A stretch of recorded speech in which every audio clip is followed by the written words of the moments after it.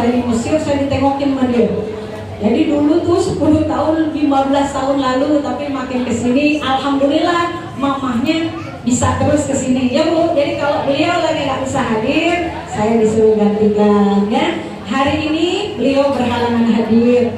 Udah niat banget Ibu Bu. Wa mata trina sumada taksi bubur.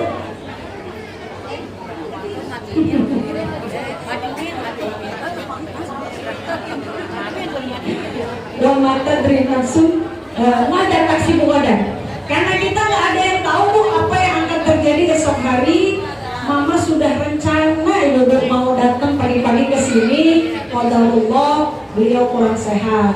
Saya pagi-pagi tadi jam 7 udah bawa ke rumah sakit Harapan Bunda. Jadi lagi diinfus. Mudah-mudahan nggak sampai dirawat, tapi karena muntah terus-terusan, Ibu taruh-taruhnya lagi puyeng dulu, pusing-pusing apa Bu omongannya? Muspirah. Cinta tuh, saking tahun kemarin nggak tega banget beliau lupa ya namanya orang tua. Jadi nggak hadir hari ini ya Ibu kalau nggak bisa wudhu kan bisa tayamum ya. Anggap aja tayamum ya ini ya.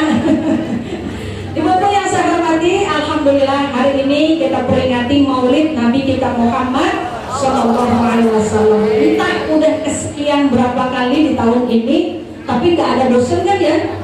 Nggak ada bosennya, nggak ada malesnya. Pokoknya kalau ada peringatan Maulid kita getak ya Bu. Dari malam bajunya udah dipilih kan ini ya? Tasnya udah dipilih ya? Alhamdulillah. Ibu, Nabi kita Nabi yang paling sempurna. Diturunkan pertama kali kepadanya wahyu adalah Iqra ya Bu. 1 sampai 5 aja tuh. 1 sampai 5 Iqra. Nah, artinya apa Iqra? Baca ya. Qalbun bil haqqi ta'alla wa bi ghari hira ta'alla yabki yas'al khaliqahu fa'atahu al-wahyu fa'ashra Iqra ya Muhammad assalamu alayka ya Rasulullah assalamu alayka ya habibi ya nabi Allah assalamu alayka ya Rasulullah assalamu alayka ya habibi ya nabi Allah ya Rasulullah. Kalau rame-rame bisa ya Bu.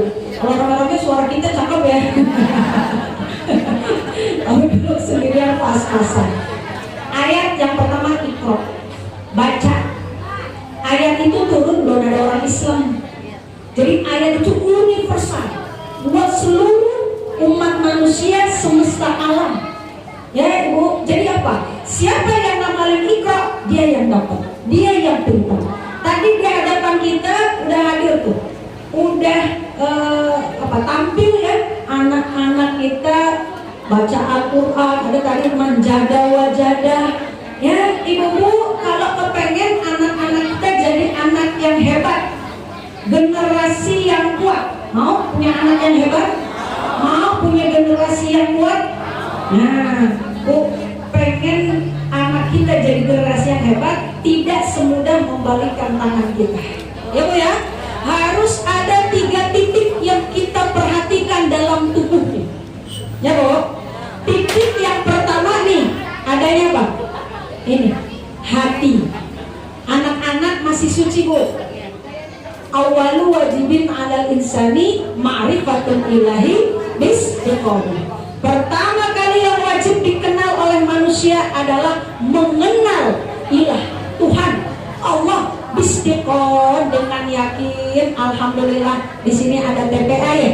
Nah, diajari tuh anak-anak kita kenal Allah. Sifat wajib bagi Allah ada berapa? Sifat wajib ada berapa? Kan hafal ya? 7, 3, enggak kok gitu ya. Nah, kalau anak-anak Nabi ada berapa? Anaknya Ashanti berapa lama anak? Anaknya siapa? Aminah berakal semuanya. Dan ibu anak-anak Nabi ini nggak kenal kita. Nah kita aja ada tuh anak-anak Nabi ada 7 orang, 3 laki-laki, 4 perempuan. Bernama Qasim, Abdullah, Ibrahim, Zainab, Ruqayyah, Ummi Kulsum, Fatimah. Kan jadi apa di lagunya? Saya tuh gampang ngapalin anak Nabi karena sama kayak anak mama, 4 perempuan, lakinya 3.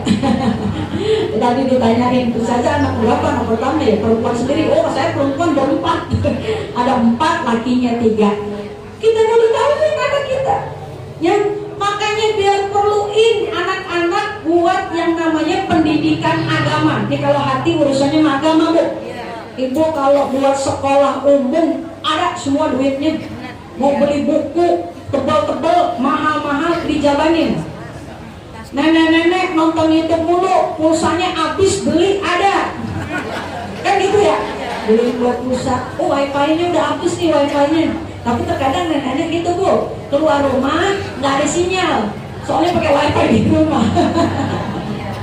Ya, ibu-ibu yang saya hormati, lah ini buat keperluan yang lain ada, giliran buat TPA anak-anak kita. Buat sekolah Arab, buat sekolah madrasah, ya Allah bayarnya cuma 15.000, 20.000, 25.000, pada nunggak berbulan-bulan. Ya Bu, 2 bulan, 3 bulan. Emang juga guru ngaji ikhlas-ikhlas banget tadi.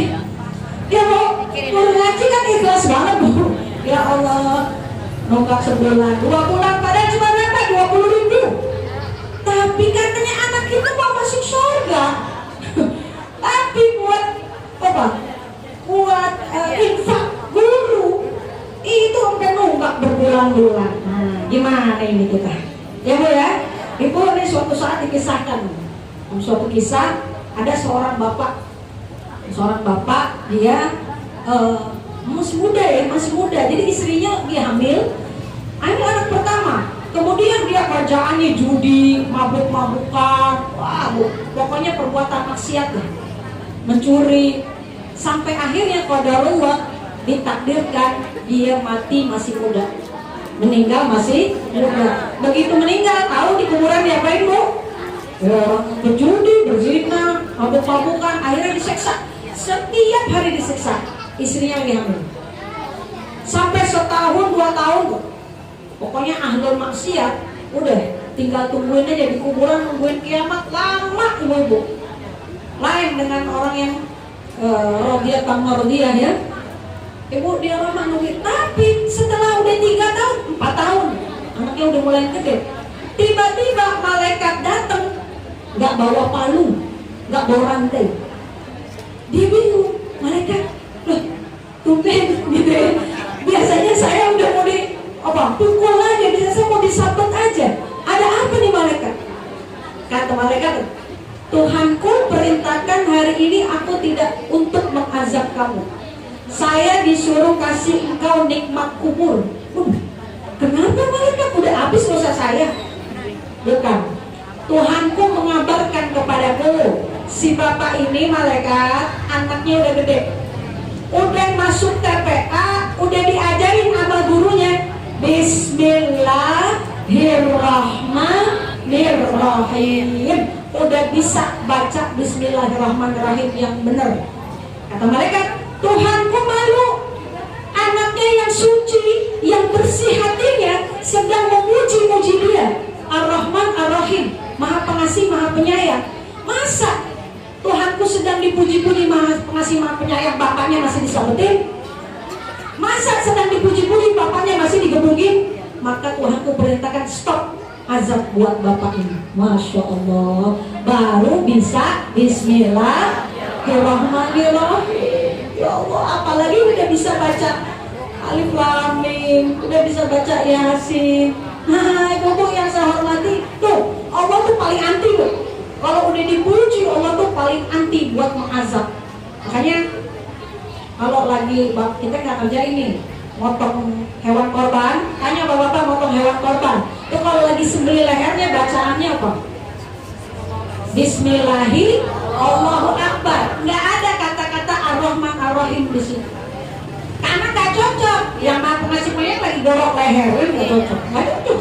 Jadi Allah tuh gak tega kalau udah disebut Ar-Rahman Ar-Rahim, jangan berbuat kasar. Ya, sama ada dalam Quran ada surat yang ibu nggak boleh baca Bismillah disuruh. Surat apa namanya? Atau Baro'atun minallahi wa rasul. Tuh, Allah lagi pasangan nggak mau mikirin orang kafir. Jadi jangan sertakan Bismillahirrahmanirrahim di situ. Ya, ibu-ibu baru bisa baca Bismillah. Ya Allah udah bisa ngeringanin kubur. Ini anak kita udah dititipin dari kelas 1 sampai kelas 6 sama gurunya. Masya Allah, boro-boro lebaran ngasih mau kena. Biar sayang sama guru ngaji. Ya kan, guru ngaji kan emang tahu agama, jadi gak ngarep-ngarep tuh. Dan berikhlas aja. Kita orang tua biar perhatian sama guru ngaji. Iya ibu, saya dari kecil nggak tahu dulu masih kecil ya, apalagi rumah nggak ada kartu bayarannya. Jadi tuh mama sering titipin amplop. Saya kan nggak tahu, karena ngeliat kawan-kawan pada nggak ngasih. Saya bilang, mah, pada nggak ngasih, nggak usah gitu, nggak usah. Terus kata mama siapa, nggak nempel ilmunya. Dulu dia ngomongnya gitu, ilmu kamu nggak nempel kalau nggak pakai ini. Saya nggak ngerti tuh nggak nempel. Masih kecil, udah gede, udah baru tahu. Ya Allah bener. Kalau dulu mama nggak kasih nih, sekedar yang mulai gratis, udah ya. Tantang gratis janganlah. Ya, khairukum man ta'allama al-Qur'ana wa 'allamahu. Sebaik-baiknya kalian yang belajar Al-Qur'an yang ngajarin. Jadi kata ulama, upah gaji yang paling baik itu adalah gaji mengajarkan orang lain membaca Al-Qur'an. Ya, para guru-guru kita tetap ikhlas. Dari anasu ajnas, manusia macam-macam, ya nggak dari ibunya, ya Allah tetap dapat rezeki. Tapi kita tuh lihat, tuh bapak baru anaknya baru bisa Bismillah, udah bisa ngeringanin kubur. Maka kalau kita kepengen anak kita pada pinter, ibu kita bisa selamat, bukan dari siksa kubur aja, dari api neraka kita juga bisa selamat. Ayo, jadi biar turutin sama ilmu agama. Hatinya bu, biar kenal siapa Allah dan siapa nabinya, ya Pak ya. Jadi yang pertama akhlak, karena Nabi juga diutus untuk menyempurnakan akhlak. Satu titik yang pertama ini, agama, ilmu agama. Titik yang kedua ini, otak. Anak kita jangan nggak belajar, harus pinter. Orang Islam harus pinter. Orang kita tuh harus makan. Kasih tahu bu, kalau anak malas belajar, kita tuh kudu hidup mesti makan. Makan kudu beli. Kan gitu ya? Beli pakai apa? Pakai daun. Pakai duit. Duit dapatnya gimana? Nyari duit tuh dua caranya. Kamu pengen pakai otak atau pengen pakai tenaga? Ini aja. Kalau pakai tenaga, kalau rumah saya pasar induk, kuli-kuli induk dari pagi sampai malam baru pulang bu. Ya ibu dapatnya berapa duit? Nah paling 200 seharian, sama. Ya kuli-kuli bangunan gerobak berapa duit? Pakai tenaga, ngangkat. Tapi kalau ibu ke dokter, ya Allah, ibu datang cuma suruh duduk bu, duduk. Perut ibu cuma dengeram. Untuk. Terkadang ibu suruh mangap. Nulis resep berapa menit dapat berapa duit? Kalau dokter 200, 500, mobil resep obatnya. Tuh dokter pakai apa bu? Pakai otak. Kalau pakai otak nggak capek, dapatnya banyak. Tapi kalau pakai tenaga capek, dapatnya nggak seberapa. Suruh anak kita pilih. Suruh dia pilih hidup kamu mau yang seperti apa? Mau yang pakai tenaga, males belajar sekarang silakan. Nggak apa-apa, dorong berobat nggak pakai mikir. Tinggal narik doang, disuruh taruh ke sana, dapat kamu upah. Ya, atau kamu pengen pakai otak. Kalau kamu mau pakai otak, nah ayo saja gini. Ya bu, apalin hadis-hadis yang sekarang jangan males. Tadi manjada wajada sama. Manjada wajada itu siapa yang bersungguh-sungguh dia dapat itu buat siapa saja, bukan buat orang Islam doang. Orang kafir, orang bule dia semangat. Biasanya mereka yang paling semangat itu. Mereka yang semangat untuk apa? Berusaha lagi, berusaha. kita, kalau orang Betawi, mana orang Betawi di sini? Mana orang Betawi? Orang Betawi kok udah ketawa, halus. Iya, nah orang Betawi nih punya mobil tak nih, punya mobil tak? Baru dapat warisan, beli mobil tak? Kan saya punya Pasar Indo. Itu mobil baknya dia sewain orang suruh narik, main orang Jawa dinarik sendiri. Iya, dia narik sendiri, dia capek. Orang Betawi kan begitu, rokok, ngopi, buat. Tapi baik-baik. Orang Betawi itu paling baik. Orang mana sih kalau datang nggak galak, ya kan? Itu dah ada plus minusnya dah. Ya ibu-ibu, ayo belajar.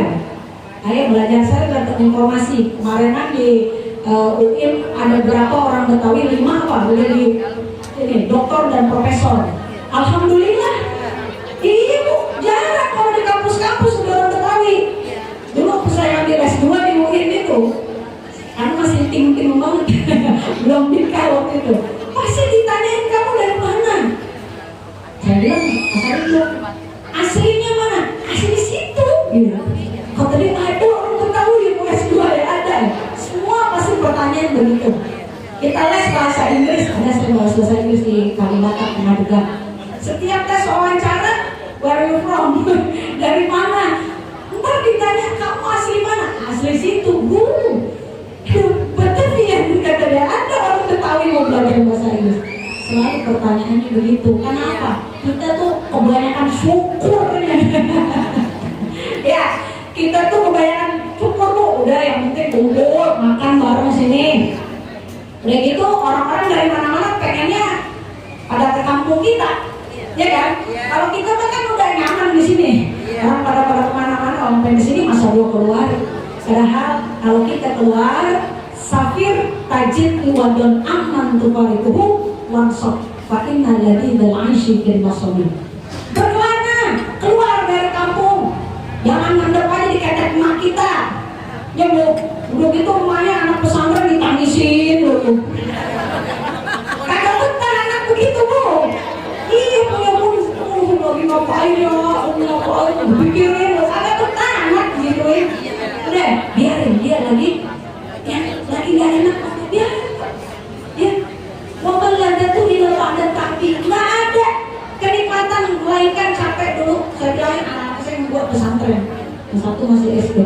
Ya kalau kamu mau enak-enak di rumah, kasur udah tinggal, ada mbak, ada semua makan tinggal makan. Udah emang waktunya nggak enak, emang waktunya ngapalin, emang waktunya capek, mama cuma bisa doain doang. Ya, kenapa wansok fa'inna ladhi dal'aishi kirmasomi. Keluar dari rumah, jangan di zona nyaman. Wal usdul laula firaqil ardi maftarasa. Macan itu kalau dia nggak keluar dari kandangnya jadi macan nggak dia? Ya macan ngomong kandang aja nggak bisa.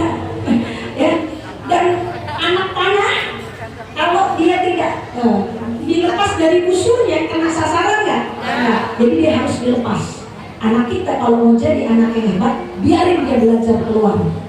Ya, neneknya, emaknya jangan nangis dulu di rumah. Itu buat masa depannya bu. Kalau kita mau egois, ngapain anak kita kesian-kesian di sono? Ya, tapi kita didik mentalnya. Kemana aja? Wah, Betawi penyakitnya di situ. Karena orang dari mana-mana mau datang ke kita, ya bu. Tapi enggak. Udah, demi masa depan mereka, biarin mereka keluar. Ayo keluar kemana aja? Mau pesantren, mau kos di Jogja, mau gimana? Ayo mau keluar negeri, ayo jabanin mendidik mental. Makanya orang kalau lagi di luar punya cita-cita, saya nggak mau pulang sebelum saya berhasil, kan gitu ya. Nah, jadi nih otaknya juga harus diasah. Itu di Mesir ada patung sphinx. Apa Mesir? Kan di samping piramid ada patung sphinx besar loh, hidungnya gerak karena kena helikopter waktu perang tahun 65. Lah itu patung sphinx itu dulu kenapa orang Mesir bikin kayak dewanya bu? Dulu orang Mesir itu mendewakan serigala. Mereka beranggap serigala itu mampu melakukan apa aja, dia bisa menerkam. Tapi lama kelamaan mereka mikir deh, serigala kita panah dari jauh mati dia. Kita bikin karet, jatuh dia. Akhirnya mereka menggabungkan dua kekuatan, badan dan kepala.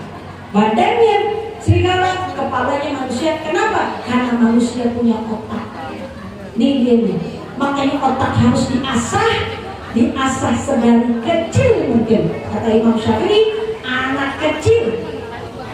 Wa man fatahu ta'limu waqta syababihi fakabbir alaihi arba'an liwafatihi. Siapa saja terlewati masa mudanya untuk gak belajar, takbir buat dia 4 kali untuk kematiannya. Jadi kalau anak kecil bilang, kamu gak mau belajar, mau ngapain? Hidup mau ngapain? Mau cari apa kamu? Marahin dulu, jangan main HP dulu, gitu ya Bu ya.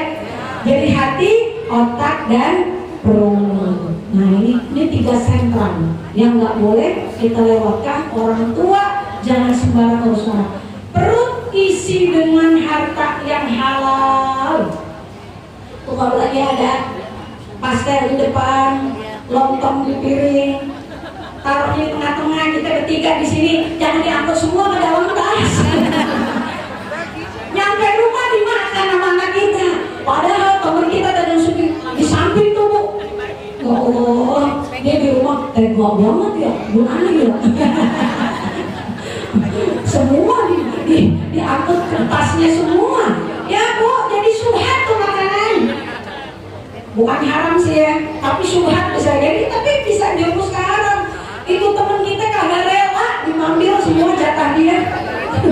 Gara-gara risol sebiji doang masuk ke perut anak kita. Itu padahal nggak seberapa harganya, tapi kau masukkan sesuatu yang subhat, yang haram ke perut anakmu. Bagaimana anakku pengen belajar nangkep ilmunya? Bagaimana dia mau rajin ibadahnya, mau rajin baca Qurannya Bu? Kalau apa? Ya itu yang dikasih makan gitu Bu. Ya boleh nih Bu, orang pegang duit arisan, ambil arisan, ya nggak apa-apa main arisan ya Bu. Tapi bila orang dapat haknya kasih, berikan. Pegang duit tabungan, beri dia. Giliran penutupan bagi-bagiin udah. Ya, jangan sampai akhirnya uang itu kemakan sama kita, sama anak-anak kita. Jangan harap anakmu akan jadi anak yang soleh dan solehah apabila ada sesuatu yang masuk ke dalam perutnya. Karena sesuatu yang haram tidak akan menimbulkan sesuatu kebaikan. Ya, feedbacknya kata sekarang, feedbacknya itu pasti akan buruk. Sesuatu yang haram yang keluar jadi haram, gitu ya. Nah ibu segitu aja. Ya, jadi ada 3 sentral di hati, di otak kita, di perut anak-anak kita. Mudah-mudahan mereka menjadi generasi yang terdepan, membanggakan orang tua, guru, nusa, bangsa dan agama. Amin ya rabbal alamin. Saya hidup lagi Bu.